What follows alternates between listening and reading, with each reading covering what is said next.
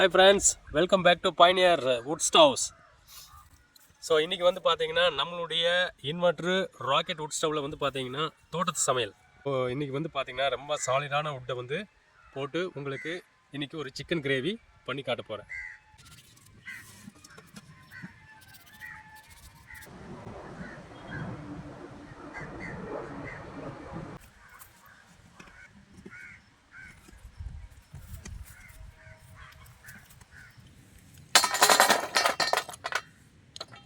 So இந்த ஒரு கைப்பிடி வுட்டு போதும் உங்களுடைய சமையல் தேவை பூர்த்தியாக இருக்குது. ஸோ ஃப்ரெண்ட்ஸ், இப்போ நம்ம கற்பூரம் பற்ற வச்சாச்சு. இப்போ பற்ற வைக்க போகிறோம், உள்ளே போடுங்க.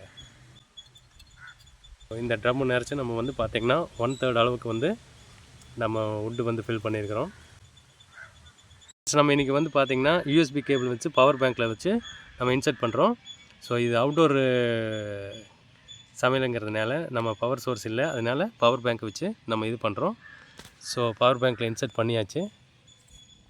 தென் இன்னொன்று வந்து இன்னும் 2 வந்து பார்த்திங்கன்னா சீப்பின்னு அதை வந்து இன்சர்ட் பண்ணினா உங்களுக்கு ஆன் ஆயிரும். பார்த்திங்கன்னா தெரியும், ஆன் ஆயிடுச்சு. ஸோ இப்போ பவர் இன்க்ரீஸ் பண்ணுறோம் பாருங்கள், கொஞ்சம் இன்க்ரீஸ் பண்ணுங்கள். 10 வைங்க, பார்ப்போம். இன்க்ரீஸ் பண்ணிக்கிறேன் பாருங்கள். உங்களுக்கு 20 வச்சுருக்கிறேன். 20 வச்சேன்னா உங்களுக்கு பார்த்திங்கன்னா தெரியும். உள்ளே வந்து பார்த்திங்கன்னா கற்பூரம் பற்றி போட்டிருக்கிறேன். அப்படியே அந்த ஏர் த்ரோக்கு அப்படியே நல்லா எரியுது பாருங்கள்.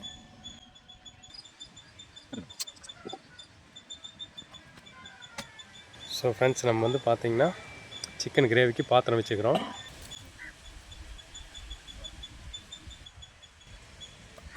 ஸோ ஃப்ரெண்ட்ஸ், எண்ணெய் ஊற்றுறோம். ஸோ ஃப்ரெண்ட்ஸ், ஸ்பைசஸ் போடுறோம்.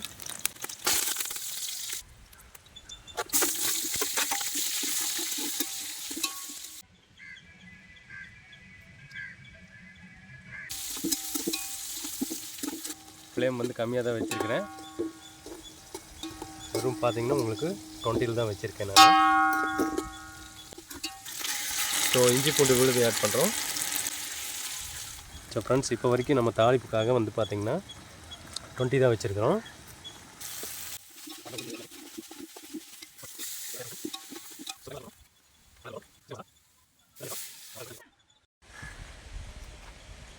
வந்து பார்த்திங்கன்னா இங்கே வந்து தோட்டத்தில் பவர் சோர்ஸ் இல்லைங்கிறதுனால பவர் பேங்க்லேயே நம்ம போட்டிருக்கேன் நான். ஸோ நீங்கள் வந்து பார்த்திங்கன்னா ஏதோ ட்ரெக்கிங் போகிறீங்க அப்படிங்கிற மாதிரி இருந்துச்சுன்னா பவர் பேங்க்கு எடுத்துகிட்டு போகலாம், யூஸ் பண்ணிக்கலாம். நான் வந்து பார்த்திங்கன்னா உங்களுக்கு டெம்பரேச்சர் ஆஃப் பவர் வந்து பார்த்திங்கன்னா 10 தான் வச்சுருக்கேன் நான்.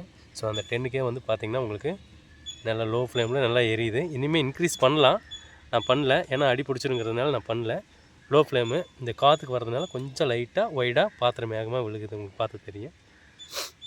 தென் இதில் வந்து பார்த்திங்கன்னா 3 விதமான ஸ்டாண்ட் இருக்குது. இப்போ வந்து பெரிய பாத்திரம் வச்சுக்கிறதுனால இந்த வந்து 4 பக்கம் கால் இருக்கிற மாதிரி இந்த ஸ்கொயர் ஸ்டாண்ட் வச்சுக்கிறேன்.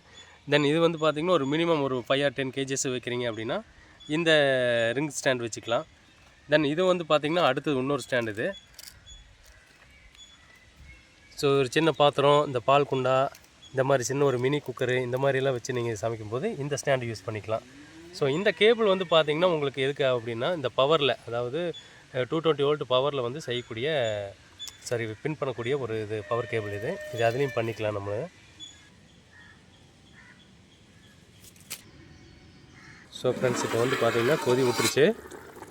ஸோ இந்த நேரத்தில் நம்ம வந்து சிக்கன் சேர்த்தா சரியாக இருக்கும்.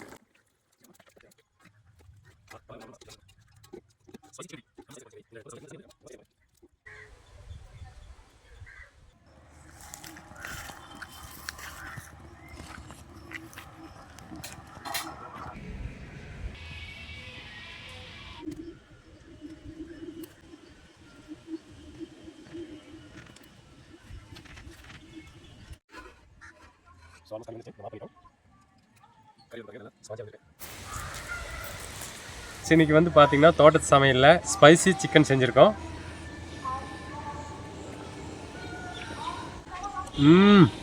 அல்டிமேட்.